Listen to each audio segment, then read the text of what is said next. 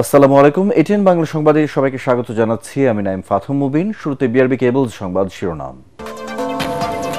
২৪ জাতীয় নির্বাচন ছিল ডামি ও প্রহসনমূলক। আদালতের সাবেক সিইসি হাবিবুল আউয়াল ৩ দিনের রিমান্ড মঞ্জুর।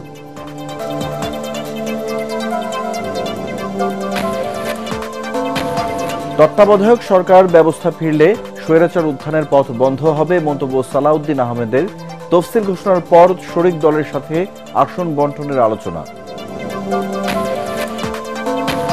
সাংবাদিকদের জামিন দেওয়ার বিষয়ে আদালতে হস্তক্ষেপ করে না আইন মন্ত্রণালয়, জানালেন আসিফ নজরুল। প্রভাবশালীদের চাপে গণমাধ্যমের নিরপেক্ষতা হারানোর অভিযোগ। চীন ও পাকিস্তানের সাথে ত্রিপক্ষীয় জোট করছে না বাংলাদেশ। ব্রিফিংয়ে পররাষ্ট্র উপদেষ্টা। দিল্লির সাথে আলোচনায় বসতে আগ্রহী ঢাকা।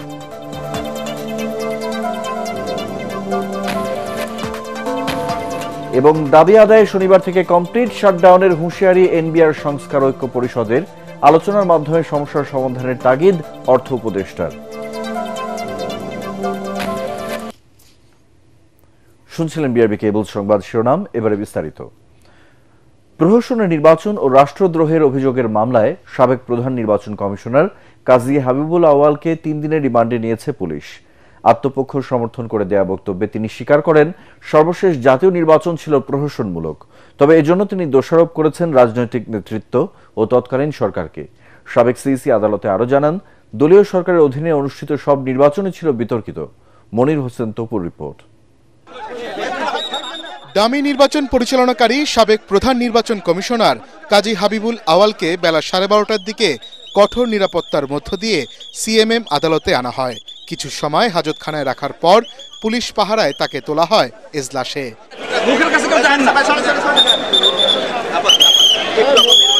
শেরেবাংলা নগর থানার মামলায় সাবেক এই সিইসির বিরুদ্ধে প্রহসনের নির্বাচন অনুষ্ঠিত করার পাশাপাশি রাষ্ট্রদ্রোহ, প্রতারণা ও অর্থ আত্মসাতেরও অভিযোগ আনা হয়।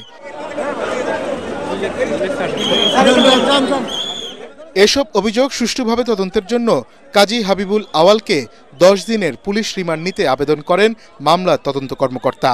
আদালতে আউয়াল স্বীকার করেন, রাজনৈতিক সমঝোতার অভাবে একতরফা নির্বাচন হওয়ায় 2024-এর নির্বাচন ডামি ইলেকশন হয়েছে। ঢাকার chief metropolitan magistrate Mohammad Mostafizur রহমানের আদালতে তিনি এসব কথা বলেন। এ সময় আসামি পক্ষের আইনজীবী তার জামিন আবেদন করেন। উভয় পক্ষের শুনানি শেষে বিচারক আসামির 3 দিনের রিমান্ড মঞ্জুর করেন। ওই নির্বাচনটা ডামি নির্বাচন ছিল এবং সেও স্বীকার করেছে যে ওই নির্বাচনটা প্রহসনের নির্বাচন ছিল। ওনাকে বলা হয়েছিল আপনি পদত্যাগ করেন নাই কেন, তাহলে সেটার উপরে উনি কোনো ফলপ্রসূ বক্তব্য দিতে পারেন নাই এবং শুধুমাত্র উনি অন্যের উপরে দোষ দিয়ে নিজকে জাস্টিফাই করার চেষ্টা করছেন কার্যকর্মকে। কিন্তু উনি যে একটা সাংবিধানিক দায়িত্বে আছিলেন এবং তার আন্ডারে যে পুরো নির্বাচন এবং রাষ্ট্রযন্ত্র তার হাতে ছিল, এইটাকে তিনি স্বীকার করতে চাচ্ছেন না। আমরা বলছি এটা আপনার ছিল, আপনি করেন নাই।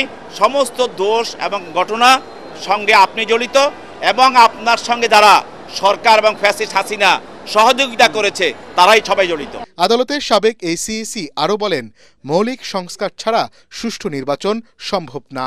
অন্য কারোর উপরে দায় দেওয়ার তার কোনো রকমের সুযোগ নাই। সমস্ত নির্বাচন বিষয়টাকে এই প্রহসনের নির্বাচনের দায় দায়িত্ব তাকে নিতে হবে। মনির হোসেন তপু, এটিএন বাংলা, ঢাকা। তত্ত্বাবধায়ক সরকার ব্যবস্থা ফিরিয়ে এনে স্বাধীন নির্বাচন কমিশন প্রতিষ্ঠার সম্ভব হলে স্বৈরাচার উত্থানের পথ বন্ধ হবে বলে মন্তব্য করেছেন বিএনপির স্থায়ী কমিটির সদস্য সালাউদ্দিন আহমেদ। গণতন্ত্র মঞ্চের প্রতিষ্ঠা বার্ষিকীর অনুষ্ঠানে তিনি বলেন, ফ্যাসিবাদের উত্থান রুখে দিতেই প্রধানমন্ত্রী পদে 10 বছরের বেশি কেউ থাকতে পারবে না, এ বিষয়ে রাজি হয়েছে বিএনপি। অন্যদিকে ইউরোপীয় ইউনিয়নের রাষ্ট্রদূতের সাথে বৈঠকের পর আমির খসরু মাহমুদ চৌধুরী বলেন, বাংলাদেশের উন্নয়ন সহযোগী হতে চায় ইইউ। তাদের প্রত্যাশা দ্রুত সুষ্ঠু নির্বাচনের মধ্য দিয়ে দেশে গণতন্ত্র প্রতিষ্ঠিত হবে। কামরুজ্জামান রাজীবের রিপোর্ট। ফ্যাসিবাদ বিরোধী যুগপৎ আন্দোলনের অন্যতম শরিক গণতন্ত্র মঞ্চের 13তম প্রতিষ্ঠা বার্ষিকীর আলোচনা সভায় যোগ দেন বিএনপির স্থায়ী কমিটির সদস্য সালাউদ্দিন আহমদ। এতে নির্বাচন ও সংস্কার প্রসঙ্গে তিনি বলেন, শক্তিশালী গণতান্ত্রিক কাঠামো তৈরি করতে হলে নির্বাহী বিভাগকে দুর্বল করা যাবে না। প্রতিটি সাংবিধানিক প্রতিষ্ঠানকে শক্তিশালী ভিত্তি দিতে হবে। ফ্যাসিবাদের উত্থান ঠেকাতে বিচার বিভাগ ও গণমাধ্যমের স্বাধীনতা এবং তত্ত্বাবধায়ক সরকার ব্যবস্থা প্রতিষ্ঠা করতে হবে। কেয়ারটেকার সরকার ব্যবস্থার মধ্য দিয়ে যদি সত্যিকার স্বাধীন নির্বাচন কমিশন নির্বাচন পরিচালনা করতে পারে, এখানে কিন্তু স্বৈরাচারের উৎপত্তিটা বন্ধ হয়ে যায়। শুধুমাত্র নির্বাহী বিভাগকে দুর্বল করার মধ্য দিয়ে কিন্তু রাষ্ট্রে একটি গণতান্ত্রিক কাঠামো শক্তিশালী দাঁড় করানো যাবে না। আমরা সেই সংস্কার চাই যে এই সংস্কারের মধ্যে কোনো বিভাগের অধিকার খর্ব হবে না। আমরা সেই সংস্কার চাই যে এই সংস্কারের মধ্য দিয়ে রাষ্ট্রে একটি শক্তিশালী গণতান্ত্রিক রাষ্ট্র কাঠামো নির্মিত হবে। অন্যদিকে দলীয় চেয়ারপারসনের গুলশান কার্যালয়ে ইউরোপীয় ইউনিয়নের রাষ্ট্রদূত মাইকেল মিলারের সাথে বৈঠক করেন আরেক স্থায়ী কমিটির সদস্য আমির খসরু মাহমুদ চৌধুরী। বৈঠক শেষে সংবাদ সম্মেলনে তিনি জানান, ইউরোপীয় ইউনিয়ন বাংলাদেশের উন্নয়নে সহযোগিতা করতে চায়, তবে সেজন্য তারা দ্রুত নির্বাচিত সরকার চায়।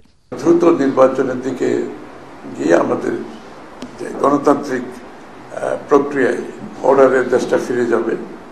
কারণ তারা তো সবাই অপেক্ষা করছে, অনেক কিছু অপেক্ষা করছে একটি নির্বাচিত সরকারের উপর তাদের কর্মকাণ্ড আগামী দিনে কি হবে। বাংলাদেশের আগামী দিনের উন্নয়নের সাথে তারা সহযোগী হতে চায়। অনুদান, ঋণ এর বাইরেও তারা অন্যভাবে অর্থায়নের চিন্তা করছে। তিনি জানান, বৈঠকে ফেব্রুয়ারিতে নির্বাচনের বিষয়ে স্বস্তি প্রকাশ করেছে ইইউ। কামরুজ্জামান রাজীব, এটিএন বাংলা, ঢাকা। নির্বাচনী তফসিল ঘোষণার পরে সমমনা দলগুলোর সাথে আসন ভাগাভাগি নিয়ে আলোচনা করা হবে বলে জানিয়েছেন বিএনপির স্থায়ী কমিটির সদস্য আমির খসরু মাহমুদ চৌধুরী। চেয়ারপারসনের গুলশান কার্যালয়ে বিএনপির সাথে লিয়াজো কমিটির আলোচনা শেষে তিনি একথা বলেন। বৈঠকে 31 দফা বাস্তবায়ন, নির্বাচনের আগে করণীয় সহ বিভিন্ন বিষয়ে আলোচনা করা হয়েছে বলে জানান আমির খসরু মাহমুদ চৌধুরী। এ সময় গণ অধিকার পরিষদের সাধারণ সম্পাদক রাশেদ খান বলেন, রাষ্ট্র সংস্কার ও গণহত্যাকারীদের বিচারের আওতায় আনতে সরকারকে সহায়তা করা নিয়ে আলোচনা হয়েছে বৈঠকে। নিজেদের ভিতর সম্পর্ক ধরে রাখা, যুগপৎ আন্দোলনের যে শরিকরা আমরা ছিলাম, তারা যাতে একই সাথে রাষ্ট্র সংস্কার, গণহত্যার বিচারে সোচ্চার ভূমিকা রাখতে পারি, সেই বিষয়গুলো নিয়ে আমাদের আলোচনা হয়েছে। আগামী দিনে আমরা কিভাবে আমাদের এগিয়ে যাব, এখানে নির্বাচনী কর্মকাণ্ড আছে। আগামী দিনগুলোতে নির্বাচন না হওয়া পর্যন্ত আরও তার আগেও কিছু কর্মকাণ্ড আছে, এবং তাছাড়া আমাদের 31 দফা বাস্তবায়নের ব্যাপারে যে আমরা ঐক্যবদ্ধভাবে যেটা তৈরি করেছি সবাই মিলে, সেটা আমরা কিভাবে বাস্তবায়ন করব। যখনই নির্বাচনী কার্যক্রম তফসিল ঘোষণা হবে, এই আলোচনাগুলো, এই বিষয়গুলো উঠে আসবে এবং সকলের সাথে আলাপ আলোচনা করা হবে। সাংবাদিকদের জামিন দেয়া বা না দেওয়ার বিষয়ে আইন মন্ত্রণালয় আদালতের উপর কোনো প্রভাব বিস্তার করে না বলে জানিয়েছেন উপদেষ্টা আসিফ নজরুল। রাজধানীতে একটি বেসরকারি সংস্থা আয়োজিত গণমাধ্যমের স্বাধীনতা বিষয়ক গোলটেবিল বৈঠকে তিনি এসব কথা বলেন। সরকার, মালিক, রাজনৈতিক ও ব্যবসায়ী সহ সমাজের বিভিন্ন পর্যায়ের প্রভাবশালীদের চাপের মুখে সংবাদ মাধ্যম নিরপেক্ষতা হারাচ্ছে বলে মন্তব্য করেন সাংবাদিক প্রতিনিধিরা। বিস্তারিত জানাচ্ছেন সৈয়দ রিয়াজ। রাজধানীর শিরডাপ মিলনায়তনে গণমাধ্যমের স্বাধীনতা, সাংবাদিকদের সুরক্ষা ও অভিযোগ নিষ্পত্তির আইনি কাঠামো পর্যালোচনা শীর্ষক এই গোলটেবিল বৈঠকের আয়োজন করে একটি বেসরকারি সংস্থা। এতে গণমাধ্যম কর্মীরা তুলে ধরেন তাদের নানা সমস্যার কথা। বাইরের হস্তক্ষেপে সাংবাদিকরা ব্যস্ত। হত্যা মামলায় সাংবাদিকদের গ্রেপ্তার করে জামিন না দেয়াকে দুঃখজনক বলে মন্তব্য করেন তারা। বলেন, হয়রানিমূলক মামলা থেকে সংবাদকর্মীদের অব্যাহতি দিতে হবে।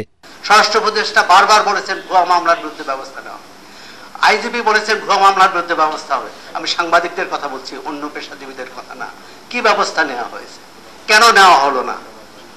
আমার মনে হচ্ছে সবাইকে একটু নিজের আয়নায় নিজের মুখ দেখা উচিত। গণমাধ্যম বিষয়ক সেমিনার সিম্পোজিয়াম অলস সাংবাদিকতা সৃষ্টি করছে মন্তব্য করেন প্রধান উপদেষ্টার প্রেস সচিব শফিকুল আলম। বলেন, অনৈতিক চাহিদা পূরণের ইচ্ছা সাংবাদিকদের প্রশ্নবিদ্ধ করছে।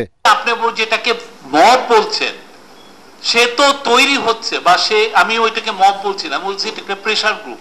সে তৈরি হচ্ছে সেই আগের এই যে জার্নালিজমের ফেলিউরের কারণে। 15 বছরে তারে আপনার কোনো মিনিমাম সিভিল লিবার্টিজ আপনি রাখেন নাই। 28শে জুলাই 2024-এ বাংলাদেশের টপ জার্নালিস্টরা যে শেখ হাসিনাকে বলছে যে এদেরকে খুন করেন। পুলিশ কেন গুলি করছে না, বলে নাই। এখন এই জিনিসটা তো আবার রিপিট করতে পারে, এই ভয় থেকে এই প্রেসার গ্রুপগুলো তৈরি হচ্ছে।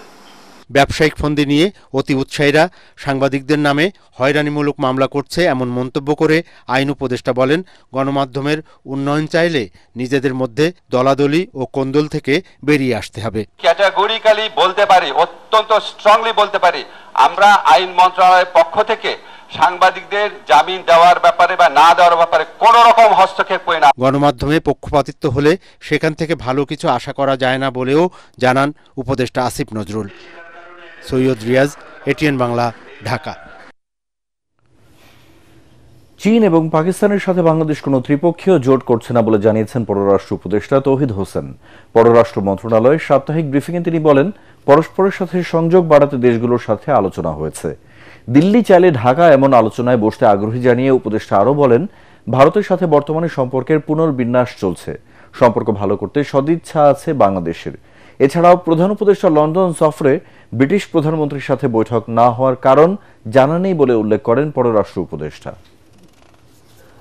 মূলত উদ্যোগ চীনের, এবং এটা একেবারে অফিসিয়াল পর্যায়ে, এটা কোনো রাজনৈতিক কোনো পর্যায়ে না।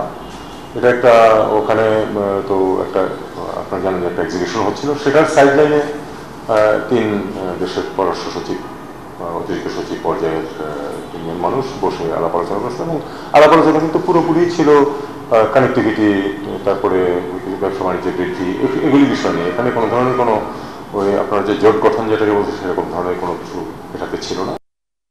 আন্দোলনের কারণে রাজস্ব আদায় বাধাগ্রস্ত হচ্ছে বলে জানিয়েছেন এনবিআর চেয়ারম্যান আব্দুর রহমান খান। এদিকে শুক্রবারের মধ্যে চেয়ারম্যানের পদত্যাগের দাবিতে অনড় আন্দোলনকারীরা। অন্যথায় শনিবার থেকে আন্তর্জাতিক যাত্রী সেবা বাদে কমপ্লিট শাটডাউনের ঘোষণা তাদের। এর আগে দুপুরে কলম বিরতি কর্মসূচি চলা অবস্থায় এনবিআর ভবন থেকে আন্দোলনকারীদের বের করে দেয় যৌথ বাহিনী। পরে মূল ফটকের বাইরে অবস্থান নিয়ে সমাবেশ করে এনবিআর সংস্কার ঐক্য পরিষদ। মিজান শাহজাহানের রিপোর্ট। পূর্বঘোষিত কর্মসূচি অনুযায়ী কলম বিরতি পালন করে এনবিআর সংস্কার ঐক্য পরিষদ। দুপুর 12টার দিকে এনবিআর ভবন থেকে আন্দোলনকারীদের বের করে দেয় যৌথ বাহিনী। এ সময় বন্ধ করে দেওয়া হয় এনবিআরের সকল ফটক। পরে বাইরে অবস্থান নিয়ে বিক্ষোভ সমাবেশ করে তারা। সংবাদ সম্মেলনে আন্দোলনকারীরা বলেন, অর্থ উপদেষ্টা বিসিএস কর ও শুল্ক ক্যাডারের কর্মকর্তাদের বৈঠকে বসার আহ্বান জানিয়েছেন, কিন্তু এই আন্দোলন এনবিআরের সর্বস্তরের কর্মকর্তা কর্মচারীদের। অথচ এনবিআর সংস্কার ঐক্য পরিষদকে বৈঠকে ডাকা হয়নি।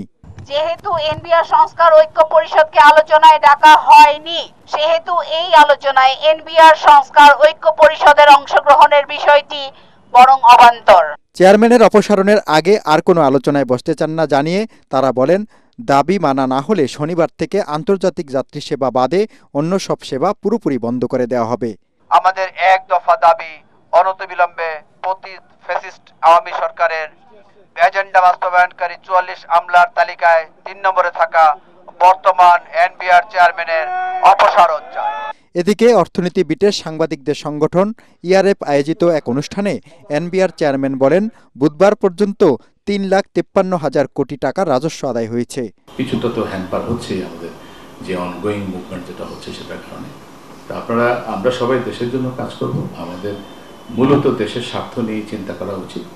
যে কোনো সংস্কার করি, যে কোনো আইন করি, যা কিছু করি, ইভেন আন্দোলন করি, সংগ্রাম করি, প্রত্যেকটাই আমাদের নিজেদের জন্য না হয়ে যদি দেশের জন্য হয়, ইনশাল্লাহ আমরা একটা নতুন বাংলাদেশ, সবার ঐকান্তিক প্রচেষ্টা আমরা দেখতে পাবো। জাতীয় রাজস্ব বোর্ডের আশপাশের এলাকায় সভা, সমাবেশ, মিছিল ও বিক্ষোভ প্রদর্শন নিষিদ্ধ করে ডিএমপি কমিশনার স্বাক্ষরিত গণবিজ্ঞপ্তি জারি করা হয় 21 জুন। মিজান শাহজাহান, এটিএন বাংলা, ঢাকা। দেশের স্বার্থে এনবিআরের আন্দোলন প্রত্যাহারের অনুরোধ জানিয়েছেন অর্থ উপদেষ্টা সালেউদ্দিন আহমেদ। সন্ধ্যায় প্রতিনিধি দলের সঙ্গে বৈঠক শেষে তিনি আহ্বান জানান, আশ্বাস দেন আগামী সপ্তাহের মধ্যেই আলোচনা করে সমস্যার সমাধানের।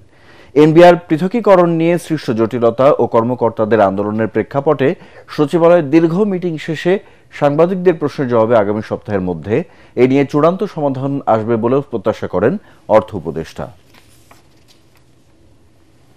আশা করি দেশের সাথে, দশের স্বার্থে, এটা আমাদের কারো ব্যক্তিগত ব্যাপার, আমাদের সবার জন্য দেশের অর্থনীতি, আর এখানে ব্যবসায়ীরা তো অনুরোধ করছে ওইগুলো নিয়ে আলাপ হয় না। আমি বলছি আগে ওরাও রাজি হয়েছে, ওদের যেগুলি সমস্যাগুলো আছে আপনারা কিছুদিনের মধ্যে দেখবেন আমরা সমাধান পুরোটাই করব। সরকারি ভবনগুলোর ছাদে সৌর প্যানেল বসে সৌরবিদ্যুৎ উৎপাদনের নির্দেশ দিয়েছেন প্রধান উপদেষ্টা ডক্টর মোহাম্মদ ইউনূস। জাতীয় রুফটপ সোলার কর্মসূচি বাস্তবায়নে রাষ্ট্রীয় অতিথি ভবন যমুনায় এক বৈঠকে এই নির্দেশনা দেয়া হয়। বৈঠকে জানানো হয় দেশের মোট বিদ্যুতের চাহিদার মাত্র 5.6% সৌর বিদ্যুৎ থেকে আসে, যা প্রতিবেশী দেশগুলোর তুলনায় অনেক কম। 2030 সালের মধ্যে এই হার 20% পৌঁছানোর লক্ষ্যমাত্রা রয়েছে বলেও জানানো হয় বৈঠকে। সরকারি ভবনের ছাদে বেসরকারি প্রতিষ্ঠানের মাধ্যমে সোলার প্যানেল বসানোর সম্ভাব্যতা যাচাইয়ের নির্দেশ দেন প্রধান উপদেষ্টা। এই প্রক্রিয়ায় সরকারি স্কুল, কলেজ, মাদ্রাসায় কোনো বিদ্যুৎ বিল পরিশোধ করতে হবে না বলেও উল্লেখ করেন ডক্টর ইউনূস। বৈঠকে বিদ্যুৎ, জ্বালানি ও খনিজ উপদেষ্টা ফাজুল কবির খান, বিডার নির্বাহী চেয়ারম্যান চৌধুরী আশিক মাহমুদ উপস্থিত ছিলেন। দুদকের ক্লিয়ারেন্স পেতে 1 লাখ টাকা ঘুষ দিতে হবে, হাসনাত আব্দুল্লাহর ফেসবুকে পোস্ট করা এমন অভিযোগের অনুসন্ধান শুরু করেছে দুদক। কমিশনের কেউ জড়িত থাকলে কঠোর ব্যবস্থা নেওয়ার কথা জানান সংস্থাটির মুখপাত্র আক্তার হোসেন। তবে যাচাই না করে দুদকের বিরুদ্ধে অভিযোগ করায় হাসনাত আব্দুল্লাহর সমালোচনা করেন তিনি। রিপোর্টে জানাচ্ছেন মাহবুব কবির চপল।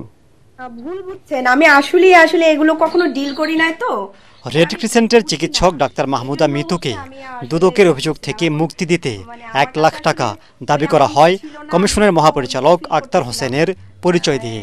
এখান থেকে বের করে দেওয়া যায়, কোনো সমস্যা হবে না, এটা নিয়ে কমিশনে আলাপ হয়। আলাপ হওয়ার পরে কমিশন থেকে বলা ছেড়ে দাও, তখন ওটা ছেড়ে দাও না নিয়েছে সবাই আপনার কাছে একটা জিনিস আবদার করতে পারে, এরকম একটা ব্যাপার। এত বড় অ্যামাউন্টের কথা বলছেন, ওই অ্যামাউন্ট দেওয়া আমার পক্ষে সম্ভব না। আপনি একটু বলেন। এটা হচ্ছে এখান থেকে এটা সবচেয়ে জিরো লেভেল। এটা 1 লাখ টাকা আমার কাছে ভাই অনেক বড়। এটি ফেসবুকে শেয়ার করে দুদকের তীব্র সমালোচনা করেন এনসিপি নেতা হাসনাত আব্দুল্লাহ। তবে আক্তার হোসেন দাবি করেন দুদক থেকে নয়, প্রতারক চক্র ওই নারী চিকিৎসককে ফোন করেছিল। খোলাসা করতে চাই, বাংলাদেশ রেড ক্রিসেন্ট সোসাইটিতে আমাদের একটি এনফোর্সমেন্ট অভিযান পরিচালনা করা হয়েছিল। যিনি এখানে অভিযোগ করেছেন তিনি মনে করছিলেন যে এনফোর্সমেন্ট অভিযানে তার নাম এসেছে। যিনি অভিযোগকারী ছিলেন তার নাম্বারে যোগাযোগ করেছে যে প্রতারক, এই প্রতারকের নাম্বার থেকে আরও 4টা, এর আগে আরও 4টা ঘটনা এই ধরনের ঘটেছে এবং তারা এই সংশ্লিষ্ট থানায় জিডি করেছে। দুদকের ভেতরের তথ্য কিভাবে প্রতারকদের কাছে যাচ্ছে এমন প্রশ্নের জবাব দেন কমিশনের মহাপরিচালক। আমরা মনে করি আমাদের ইউনিট থেকে কোনো পর্যায়ে কোনো ইউনিট থেকে কোনো তথ্য কাউকে পরিবেশন করে, আপনারা জানেন যে যারা প্রতারণা করে এরা অত্যন্ত স্মার্ট। তিনি জানান ঘটনাটির অনুসন্ধান শুরু করেছে দুদক। ফেসবুকে কমিশনের সমালোচনা করে হাসনাত আব্দুল্লাহ ভুল করেছেন বলেও মনে করেন তিনি। জনাব হাসনাত আব্দুল্লাহ গণমাধ্যমে বা ওনার সোশ্যাল মাধ্যমে ব্যবহার করে তুলে এনেছেন যে বিষয়টি, এই বিষয়ের উপরে আমরা অনুসন্ধানও করছি, অনুসন্ধানের সিদ্ধান্ত গৃহীত হয়েছে। এই প্রক্রিয়ার সাথে যদি দুদকের কোনো পর্যায়ের কোনো কর্মকর্তার কোনো ধরনের সংশ্লিষ্টতা পাওয়া যায় তাদেরকেও আইন আমলে আনা হবে। আমার মনে হয় তিনি যখন প্রকৃত ঘটনা জানতে পারবেন কি ঘটেছে, তারপরে তিনি নিশ্চয়ই বুঝতে পারবেন যে তিনি ভুল করেছেন। দুদক থেকে কাউকে ফোনে ডাকা কিংবা নোটিশ দেওয়া হয় না জানিয়ে কেউ এটি করলে কমিশনকে জানানোর পরামর্শ দেন সংস্থাটির মুখপাত্র। মাহবুব কবির চপল, এটিএন বাংলা, ঢাকা। অন্তর্বর্তী সরকার বাজেটে বিদ্যুৎ ও জ্বালানি খাতে প্রত্যাশা পূরণে ব্যর্থ হয়েছে বলে মনে করে centre for policy dialogue CPD. সেই সাথে সরকারের 3-0 যে রাজনৈতিক আকাঙ্ক্ষা সেখানে পিছিয়ে আছে বলে মনে করে প্রতিষ্ঠানটি। রাজধানীর ব্র্যাক সেন্টারে জ্বালানি ও বিদ্যুৎ খাতে নতুন অর্থ বছরের বাজেট নিয়ে সিপিডির আলোচনা সভায় এসব দিক তুলে ধরে গবেষণা প্রতিষ্ঠানটি। বাজেটে নবায়নযোগ্য জ্বালানির চেয়ে জীবাশ্ম জ্বালানিকে বেশি প্রাধান্য দেওয়া হয়েছে, যা অপ্রত্যাশিত। এছাড়া খাত সংশ্লিষ্ট রাষ্ট্রায়ত্ত প্রতিষ্ঠানগুলোর আর্থিক সংকট উত্তরণে নেওয়া কোনো পদক্ষেপের প্রতিফলন ঘটেনি বাজেটে। এক্ষেত্রে 5 বছর মেয়াদী পরিকল্পনা নেওয়ার তাগিদ নেওয়া হয়েছে। এই বাজেটটা কেন আসলে এস্টাবলিশ করা হলো না? আমাদের priority short term, long term কি হতে পারে, কিভাবে করে আমরা ইন্ডাস্ট্রি চালু রাখতে পারবো। ইন্টারিম গভর্নমেন্টের কাছে আমাদের প্রত্যাশা ছিল যে এই ধরনের ডায়ালগের মাধ্যমেই এক ধরনের বাজেট প্রস্তাবনা হবে, কিন্তু সেখানেও সেটা হলো না। লুণ্ঠন করে এই পদ্মা অয়েল কোম্পানি 2000-এর উপরে কোটি টাকা জমা আছে, তারপরেও তার 76% মুনাফা বাড়িয়ে দিছে। এর থেকে বেকুব, অথর্ব, অযোগ্য, অক্ষম কোনো প্রতিষ্ঠান হতে পারে? এটা কি কেউ করতে পারে ন্যূনতম বিবেক থাকলে? জ্বালানি সুবিচার বলে যে কথা আছে সভ্য জগতে, এই জিনিসটা উঠে গেছে। রাষ্ট্র সংস্কারের আগে নির্বাচন চায় না ইসলামী আন্দোলন বাংলাদেশ। দলের মহাসচিব অধ্যক্ষ হাফেজ মাওলানা ইউনুস আহমেদ বলেন, জাতীয় নির্বাচন যে সময় আয়োজন করা হোক না কেন, তার আগে প্রয়োজনীয় রাষ্ট্র সংস্কার করতে হবে। রাজধানীর পুরানা পল্টনে দলীয় কার্যালয়ে আয়োজিত সংবাদ সম্মেলনে তিনি এসব কথা বলেন। শনিবার ইসলামী আন্দোলনের মহাসমাবেশকে ঘিরে একটি গোষ্ঠী ষড়যন্ত্র করছে বলে অভিযোগ করেন মহাসচিব। বলেন, দেশের বিভিন্ন স্থানে তাদের পোস্টার ও ব্যানার ছিঁড়ে ফেলা হচ্ছে। রাষ্ট্র সংস্কার, সংখ্যানুপাতিক নির্বাচন ও গণহত্যার বিচারের দাবিতে আয়োজিত এ মহাসমাবেশে বিভিন্ন রাজনৈতিক দলের প্রতিনিধি ও ইসলামিক স্কলাররা অংশ নেবেন বলেও সংবাদ সম্মেলনে জানানো হয়। বড় দাবি হলো রাষ্ট্র সংস্কার। আমরা বলেছি নির্বাচন যেদিনই হোক তার আগে প্রয়োজনীয় রাষ্ট্র সংস্কার হতে হবে। প্রয়োজনীয় সংস্কার শেষেই একটা সুষ্ঠু, নিরপেক্ষ, ক্রেডিবল একটা নির্বাচন হতে হবে। তার আগে আমরা যেন তেন কোনো নির্বাচন চাই না। 2-1 মাস এদিক সেদিক হলেও যাতে নির্বাচনটা সঠিক হয়, নির্বাচনটা মিনিংফুল হয় এবং এই নির্বাচনের উপর ভিত্তি করে একটা জনগণের জন্য, দেশের কল্যাণের জন্য একটা সরকার প্রতিষ্ঠিত হতে পারে। আজ থেকে সারা দেশে একযোগে শুরু হয়েছে এইচএসসি ও সমমানের পরীক্ষা। করোনা ও ডেঙ্গু শঙ্কার মধ্যে দেশের 11টি শিক্ষা বোর্ডের 12.5 লাখ শিক্ষার্থী অংশ নিয়েছে এবারের পরীক্ষায়। সকাল 10টায় বাংলা প্রথম পত্র দিয়ে শুরু হয় পরীক্ষা। আইন শৃঙ্খলা বাহিনী ও প্রশাসনের তৎপরতায় কেন্দ্রগুলোতে ছিল নকলমুক্ত সুষ্ঠু পরিবেশ। অতীতের প্রশ্ন ফাঁসের অভিজ্ঞতা কাজে লাগিয়ে ভালোভাবে সব পরীক্ষা সম্পন্নের আশাবাদ জানিয়েছেন শিক্ষা উপদেষ্টা অধ্যাপক CR আবরার। রিপোর্ট আদ্দিন সজীবের। স্বপ্ন নিয়েই বড় হয় সবাই, সেই লক্ষ্যেই ছুটে চলা। জীবনের ধাপে ধাপে আসে এক একটি পরীক্ষা। এবার এইচএসসি ও সমমান। ভালোভাবেই পাড়ি দেওয়ার চেষ্টা তাদের। এবারের প্রথম পরীক্ষা বাংলা। শুরু সকাল 10টায়। নিয়ম মেনেই আগেভাগেই কেন্দ্রে আসে প্রায় সব শিক্ষার্থী। প্রস্তুতি ভালো হলেও শেষ মুহূর্তে কিছুটা চিন্তা কিংবা শেষবার বইয়ে চোখ বুলিয়ে নেয় কেউ কেউ। আমি বাচ্চার মাথায় হাত দিয়ে বললাম, বাবা তোমার কনফিডেন্স ভালো, তুমি ভালো থেকো, যেহেতু এবার সব কিছু রুল ভালো, ডিসিপ্লিন ভালো, তোমার কনফিডেন্টলি তুমি পরীক্ষা দাও। সবার ছেলের জন্য আমরা দোয়া করি ইনশাল্লাহ যেন সবাই ভালো রেজাল্ট করতে পারে। করোনা আসছে, ডেঙ্গু আসছে, আমাদের সতর্কতা সবচেয়ে বড় এখানে কাজ করতেছে। আমাদের সতর্ক থাকতে হবে, যেমন আমরা বাচ্চাকে স্যানিটাইজার, মাস্ক সবই দিয়ে দিছি। তবে ঢাকার মতো ব্যস্ত শহরে যানজটে পড়ার অভিজ্ঞতাও আছে অনেকেরই। কেউ কেউ ভুল করে কেন্দ্র চিনতেও, তাতেই পিছিয়ে পড়ে কিছুটা, বাড়ে দুশ্চিন্তা। তবে পরীক্ষার কেন্দ্রের ভালো পরিবেশে খুশি সবাই। নির্ভেজাল পরীক্ষা হোক, কারণ এর আগে তো আন্দোলনও হইলো কয়েকদিন, বাচ্চারা তো পরীক্ষাই দিবে না এইভাবে। তারপরে আল্লাহর রহমতে পরীক্ষা হচ্ছে, এটা অনেক আল্লাহর কাছে শুকরিয়া, ভালো লাগতেছে আর কি। কোনো সমস্যা হয় নাই, কোনো ইয়াও নাই, আমাদের অভিযোগও নাই। এবার পরীক্ষা এমন সময় যখন করোনার প্রাদুর্ভাব আছে, অবনতি ডেঙ্গু পরিস্থিতির, তবুও সাধ্যমতো সতর্কতার কথা বলছেন কেন্দ্র বা শিক্ষা প্রতিষ্ঠানের প্রধানরা। আমরা স্বাস্থ্যবিধির ওপরে বিশেষভাবে জোর দিয়েছি, কারণ আমাদের মাস্ক, আমাদের হ্যান্ড স্যানিটাইজার, আমাদের প্রত্যেকের এই মেসেজ পৌঁছে দিয়েছি আমরা, এবং আমাদের পর্যাপ্ত পরিমাণ এখানে স্টকে রয়েছে। প্রশ্ন ফাঁস কিংবা অনাকাঙ্ক্ষিত কোনো ঘটনা এড়াতে সতর্ক ছিল প্রশাসন। সেনাবাহিনী, পুলিশ থেকে শুরু করে গোয়েন্দা নজরদারিতে এখন পর্যন্ত অস্বস্তির খবর শোনা যায়নি। যেভাবে এসএসসিটা করেছি, এইচএসসিটাও আমরা সেভাবে অর্গানাইজ করতে চেষ্টা করছি, এবং সেখানে বোর্ডগুলো তো রয়েছেই, এর বাইরে civil administration, law enforcement agencies, বিভিন্ন প্রতিষ্ঠান, এবং নিয়মিত আমাদের বৈঠক হয়েছে। আমরা আশা করি যে আমরা এটা সম্পন্ন করতে পারব। ৯,৩১৪টি শিক্ষা প্রতিষ্ঠানের ২,৭৯৭ কেন্দ্রে এবার পরীক্ষা দিচ্ছে ৬,১৮,০০০ ছাত্র এবং ৬,৩৩,০০০ ছাত্রী। গতবারের তুলনায় মোটে ৮১,০০০ শিক্ষার্থী কম। আদ্দিন সজীব, এটিএন বাংলা, ঢাকা। আগামীকাল শুরু হচ্ছে হিন্দু সম্প্রদায়ের সবচেয়ে বড় উৎসব রথযাত্রা। এ উপলক্ষে ঢাকার ধামরাই ও সাভারের সকল প্রস্তুতি শেষ হয়েছে। নেওয়া হয়েছে কয়েক স্তরের নিরাপত্তা ব্যবস্থা। রাজধানী ঢাকার উপকণ্ঠে ধামরাইয়ের শ্রী শ্রী যশোমাধব দেবের ঐতিহ্যবাহী রথযাত্রা উৎসব আগামীকাল অনুষ্ঠিত হবে। উদ্বোধনী অনুষ্ঠানে শ্রী শ্রী যশোমাধব মন্দির পরিচালনা কমিটির সভাপতি অবসরপ্রাপ্ত মেজর জেনারেল জীবন কানাই দাসের সভাপতিত্বে প্রধান অতিথি হিসেবে রথ টানের উদ্বোধন করবেন স্বরাষ্ট্র উপদেষ্টা অবসরপ্রাপ্ত লেফটেন্যান্ট জেনারেল জাহাঙ্গীর আলম চৌধুরী। আগামী ৫ জুলাই অনুষ্ঠিত হবে উল্টো রথ যাত্রা।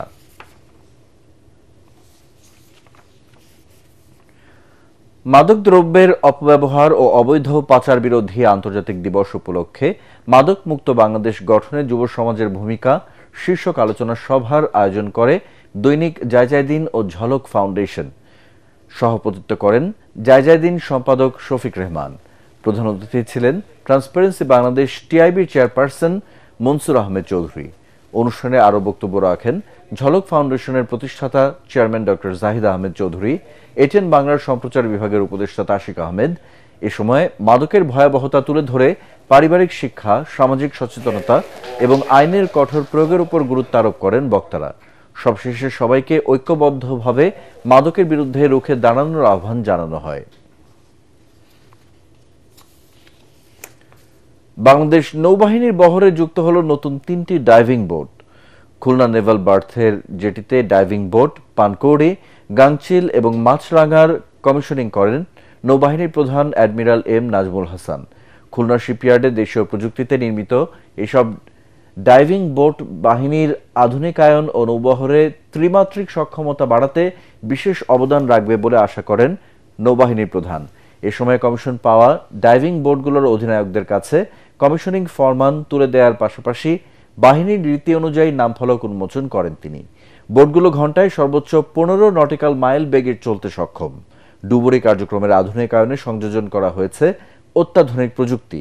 প্রতিটি বোটে রয়েছে 12.7 মিলিমিটার হেভি মেশিন গান, উন্নত surveillance radar, GPS, echo sounder এবং আধুনিক কন্ট্রোল সিস্টেম। এর মাধ্যমে নৌবাহিনীর ডুবুরিরা আরও কার্যকর ও দক্ষতার সাথে দায়িত্ব পালনে সক্ষম হবে। কমিশনিং অনুষ্ঠানে সামরিক বেসামরিক উচ্চপদস্থ কর্মকর্তা, বীর মুক্তিযোদ্ধা সহ জাহাজের কর্মকর্তা ও নাবিকরা উপস্থিত ছিলেন। এ পর্যায়ে আল আলফা ইসলামী ব্যাংক অর্থ সংবাদ।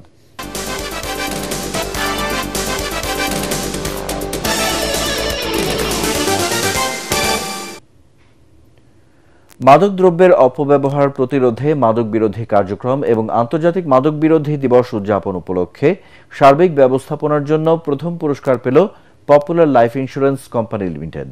রাজধানীর ওসমানী স্মৃতি মিলনায়তনে মাদকদ্রব্য নিয়ন্ত্রণ অধিদপ্তর আয়োজিত এই অনুষ্ঠানে স্বরাষ্ট্র উপদেষ্টা অবসরপ্রাপ্ত লেফটেন্যান্ট জেনারেল জাহাঙ্গীর আলম চৌধুরীর কাছ থেকে ক্রেস্ট গ্রহণ করেন পপুলার লাইফ ইন্স্যুরেন্স কোম্পানি লিমিটেডের ব্যবস্থাপনা পরিচালক ও সিইও বিএম ইউসুফ আলী।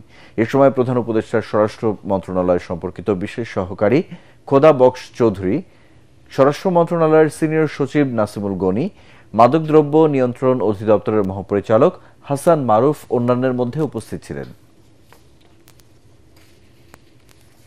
এবারে আন্তর্জাতিক সংবাদ।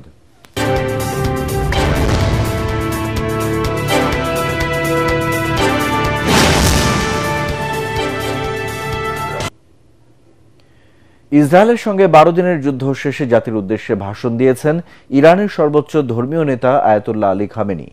টেলিভিশনের প্রচারিত ভাষণে তিনি বলেন, এই যুদ্ধে ইহুদিবাদী শক্তি ইরানের আঘাতে প্রায় পতনের দ্বারপ্রান্তে চলে এসেছিল। ইসলামিক রিপাবলিকের প্রবল প্রতিক্রিয়ায় ইসরায়েলের দম্ভ চূর্ণ বিচূর্ণ হয়েছে। খামেনি অভিযোগ করেন, যুক্তরাষ্ট্র এই সংঘাতে সরাসরি জড়িয়েছিল কারণ তারা আশঙ্কা করেছিল হস্তক্ষেপ না করলে ইসরায়েলের পতন অনিবার্য। একই সাথে মার্কিন যুক্তরাষ্ট্র এই আগ্রাসন থেকে কিছু অর্জন করতে পারেনি বলে উল্লেখ করেন আয়াতুল্লাহ আলী খামেনি। হুঁশিয়ার করেন, ভবিষ্যতে যদি কেউ ইরানের বিরুদ্ধে আগ্রাসনের চেষ্টা করে তবে তাকে এর চড়া মূল্য দিতে হবে। এই ভাষণে তিনি ইসরায়েলের বিরুদ্ধে ঐক্যবদ্ধ থাকার জন্য জাতির প্রতি কৃতজ্ঞতা প্রকাশ ও অভিনন্দন জানান। এ পর্বের শুরুতেই খেলার খবর।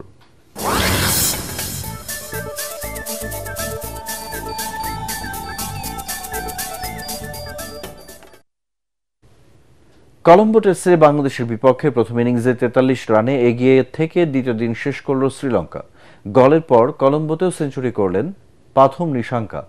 চান্দিমাল সাজঘরে ফেরেন 93 রানে, তাতে 2 উইকেটে লঙ্কানদের সংগ্রহ 290 রান। এর আগে প্রথম ইনিংসে 247 রানে গুটিয়ে যায় বাংলাদেশ। পরাগ আরমানের রিপোর্ট। সন্দেহ নেই দুর্দান্ত ব্যাটিং করেছে শ্রীলঙ্কা, কিন্তু বাংলাদেশের ডিফেন্সিভ ফিল্ডিং কোনো ভীতি জাগাতে পারেনি লঙ্কান ব্যাটারদের মনে।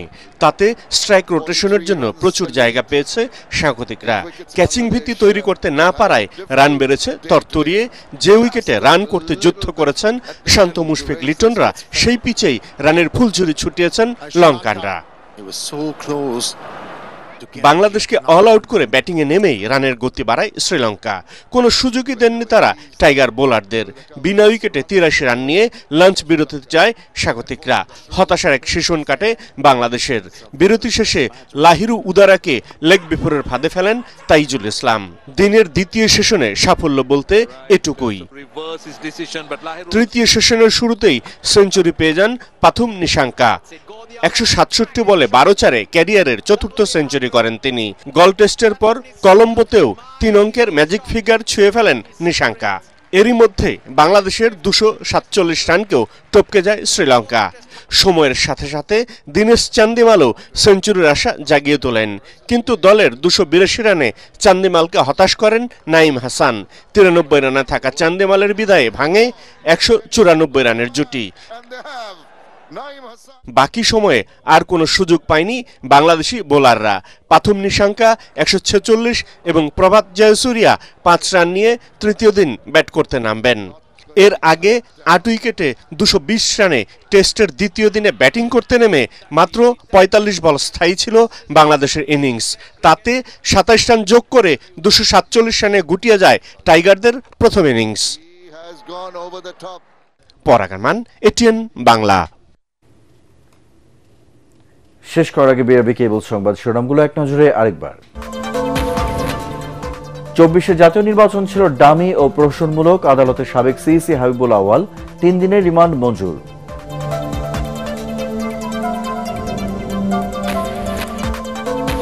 তত্ত্বাবধায়ক সরকার ব্যবস্থা ফিরলে স্বৈরাচার উত্থানের পথ বন্ধ হবে মন্তব্য সালাউদ্দিন আহমেদের। তফসিল ঘোষণার পর শরিক দলের সাথে আসন বন্টনের আলোচনা। সাংবাদিকদের জামিন দেওয়ার বিষয়ে আদালতে হস্তক্ষেপ করে না আইন মন্ত্রণালয়, জানালেন আসিফ নজরুল। প্রভাবশালীদের চাপে গণমাধ্যমের নিরপেক্ষতা হারানোর অভিযোগ। চীন ও পাকিস্তানের সাথে ত্রিপক্ষীয় জোট করছে না বাংলাদেশ। ব্রিফিংয়ে পররাষ্ট্র উপদেষ্টা। দিল্লির সাথে আলোচনায় বসতে আগ্রহী ঢাকা।